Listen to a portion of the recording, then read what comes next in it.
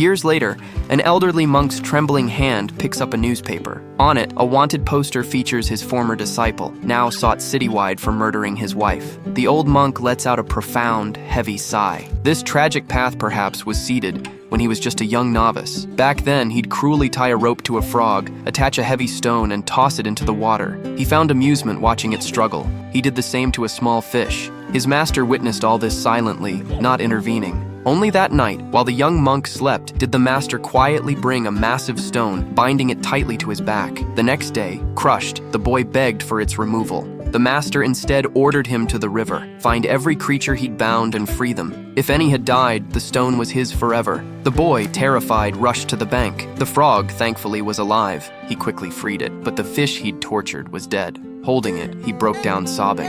The master, seeing his remorse, then removed the great stone. However, when that young monk grew into a man, and a beautiful young woman suddenly arrived at the temple, he committed an even graver transgression than animal cruelty.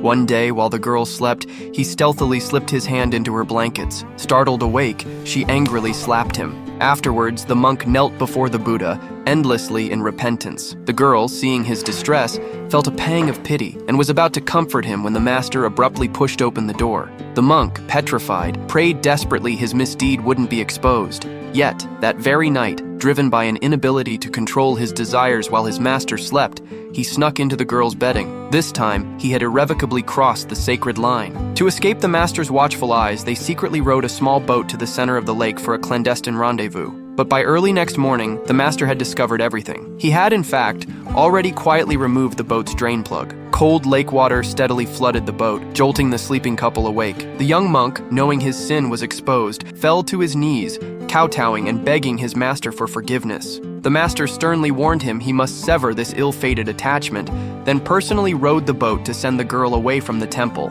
That night, the young monk tossed and turned, unable to find sleep. He actually waited until his master was sound asleep, then resolutely shouldered a heavy Buddha statue and walked away from the temple that had raised him, without a single look back. The master was, in truth, aware his disciple had secretly departed, but he made no move to stop him. He understood that a person determined to leave cannot be held back, no matter what. The scene returns to that yellowed newspaper. The face on the wanted poster morphs into the young monk from years ago. He had ultimately, due to the wickedness in his heart, step by step, descended into an abyss of no return, receiving the karmic retribution he so richly deserved.